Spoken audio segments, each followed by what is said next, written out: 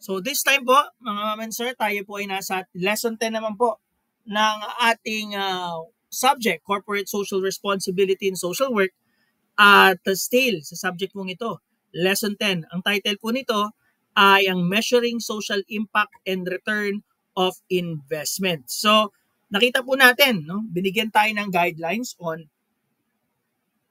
how we are going to lead change from our input to impact, correct? Tama po ba? No? Now, we have this new lesson that we are moving from implementation to evaluation. We will now explore. So, kanina tinignan natin how to implement. That's how you implement, correct? Through the theory of change in order to bring people to change. Now, we will now move from implementation to evaluation. We will now measure the social impact that we created. Kung last lesson, in-implement natin, ngayon, susukatin na natin para malaman natin kung ano talaga yung tunay na halagang ginawa niya sa lipunan to assess the real value created by society. By understanding this change, our organization can always improve our strategies, enhance transparency, improve the commitment to doing good is also commitment to doing well. Hindi lang basta just do good, but also to do well. Okay, so lesson objective po, distinguish the outputs, outcomes, and social impact in context of CSR initiative. Analyze the key framework used in social impact measurement. Apply the core steps of social return of investment process to evaluate a CSR project. Okay, let's begin. So beyond outputs, defining social impact. So alam naman po natin na para maging meaningful, kailangan we will move beyond superficial metrics. Historically, many companies just report kung ano lang yung kinalabasan, outputs. Kung ano lang yung direct and tangible result of the activities. For example, the number of trees planted or amount of money donated are outputs. But while it is easy to count, the output tells us very little whether any change has occurred. So this is not just counting the outputs in order for us to measure social impact. So to ensure the true effectiveness, we must measure two things, the outcome and the impact. As I mentioned, outcome are short-term, medium-term changes experienced by the stakeholders. For example, a tree planting program.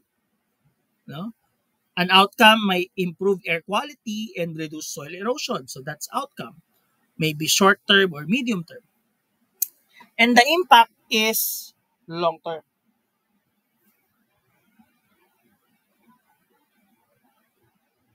The impact now is long-term, a systemic change that can attribute to the initiative after the accounting of what would happen anyway.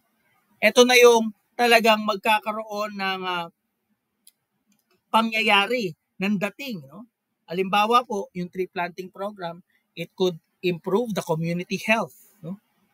And of course, increase the yields of the crops for a healthier soil. So that is two things, measuring outcome and measuring impact. By focusing on impact, ensures that CSR is not just a public relations exercise, hindi lang basta pang-PR, but a genuine driver of social value, yung halaga nito sa lipunan. Kasunod po? Okay. So now, talking about the measuring the social impact, we will introduce three kinds of way of measuring impact. So we have different kind of standardized framework that was developed to measure this impact in the society. Meron tayong ilan. I think this is 3. So nagawa ito na pwedeng gamitin sa organization at makakatulong sa pagme-measure ng impact. Unang-una po, nandyan po yung GRI. No? This is a standard, no, Global Reporting Initiative standard that is mostly or widely used in sustainability reporting. So, i-disclose nito yung tatlong klase ng impact sa Global Reporting Initiative. Nandyan yung economic impact, environmental impact, and social impact.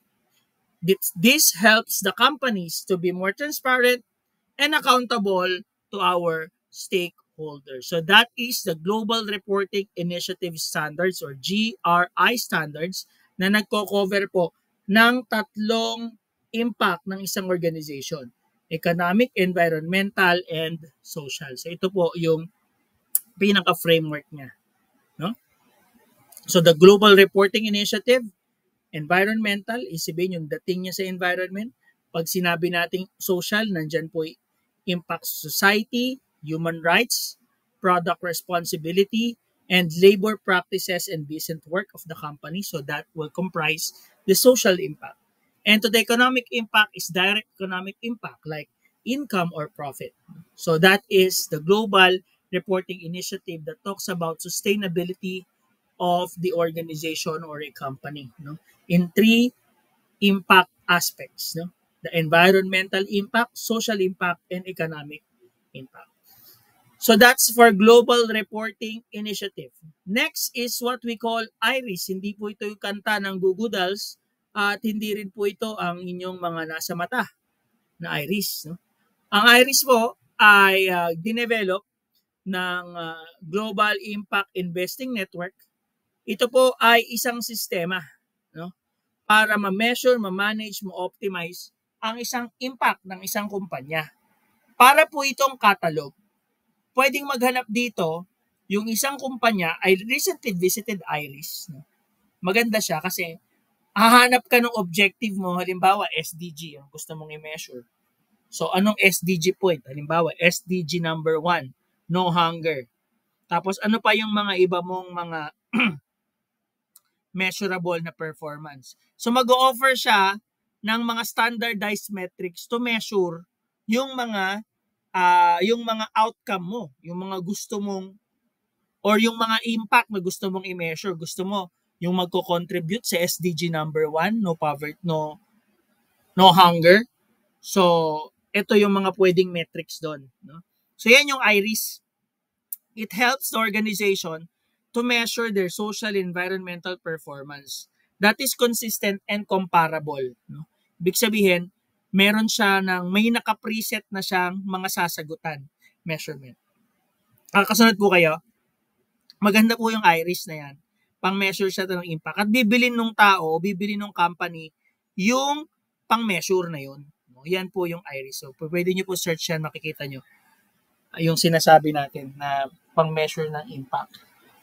Okay, so ito po yung proseso nung kanilang paggawa ng mga questionnaire nila o nung kanilang mga standardized metrics.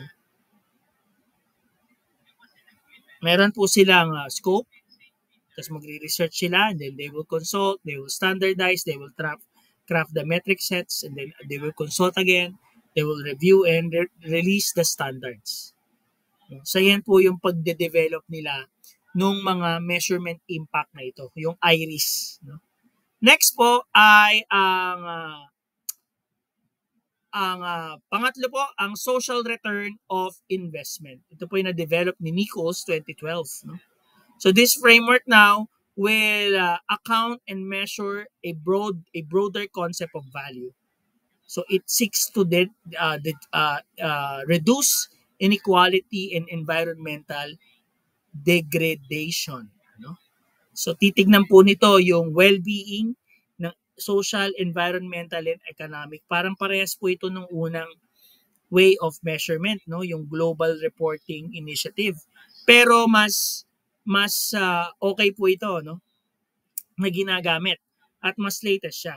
Unlike other frameworks, SROI assigns a monetary value. So ilalagay niya ng monetary value on a social outcome, creating a compelling ratio of social value created for every dollar invested. So, nilalagyan niya ng monetary value yung isang social outcome. No?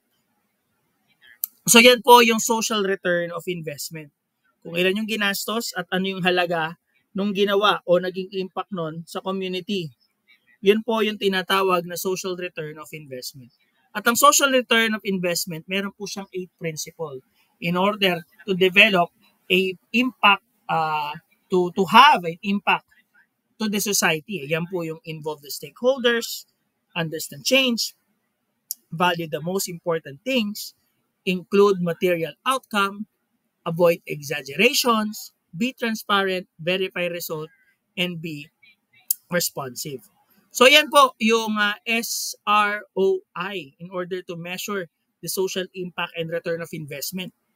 Ang pagkakaiba po niyan at ang tinatampok po ng SROI ay yung nagke-create po, no, parang nag-a-assign ng monetary values dun sa mga outcome. Halimbawa kanina, yung tree planting, no? Nagtanim ng puno, gumastos yung company.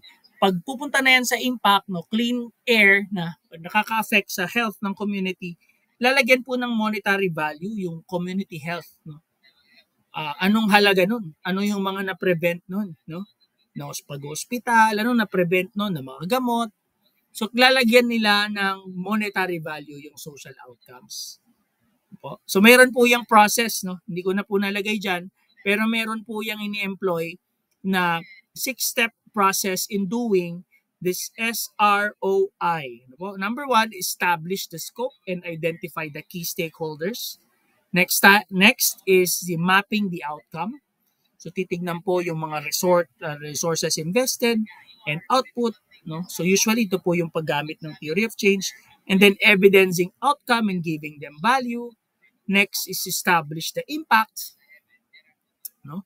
So titignan yung pag hindi ito nangyari at pag nangyari ito, yung dead weight and attribution, and we will now isolate the unique impact of the initiative, calculate the SROI, no, the total value of benefits, subtract any negatives, and divide this number to the total investment, no? So sabi po dyan, halimbawa, ang ratio po kasi ng SROI is 3:1. Ano po ibig sabihin nun? Every dollar invested creates $3 of social value. And next is reporting, using, and embedding. So kung titignan po natin, ang formula po ng SROI is 1 peso na ininvest. Ang value nun pagkatapos, pag nagkaroon ng impact ay 3 pesos. No? Okay, so yan po ngayon ang tinatawag nating SROI, and we have different ways of doing this, communicating the impact to stakeholders, be honest and transparent, use both data and storytelling, and adapt communication. So yan po yung tatlong way of measuring social impact and return of investment, no, mga ma'am and sir. Unang-una po, nandiyan po yung tinatawag nating Global Reporting Initiative. Nandiyan po yung tinatawag nating IRIS. And lastly, nandiyan po yung tinatawag nating social return on investment na binibigyan ng value yung mga bawat item, no? Binibigyan ng value yung mga bawat social value, no? Binibigyan niya ng money value yung social value or social impact na nakikreate. So to conclude our lesson for tonight, measuring social impact moves from CSR cost center to a value creator. No? Not just to release costs, gumastos ang kumpanya, but to create value. We are now transforming a well-intentioned guest to a well-informed strategy. So by using this framework, SROI, and communicating our findings with integrity, we can optimize our social investment. Ano? And create, of course, a meaningful and lasting change. So this commitment to measurement ensures that every resource dedicated to social good is used for full potential, fulfilling the promise of CSR. So that is our lesson 10, mga ma'am and sir. It's all about measuring social impacts and the ROI of every CSR that was conducted. So just remember those 3 ways to measure social impact and return of investment. So next lesson po natin, we still, let's have some announcement. We still have 3 more sessions, mga ma'am and sir, no? September 23, September 30, and September 7. So yan na po ang natitira nating session. At sa ating lesson din po, yan din po ang natitira. Mayroon po tayong lesson 10, 11, and 13. Very short na lang itong mga to. More on the standards, no? More on the CSR in the globalized world. So basic na lang ito at alam ko po matatapos niyo po ito agad at ito po yung magiging maganda ang inyong pagtatapos dito sa ating subject na ito. Okay, sige po. Announcement pa po, no? So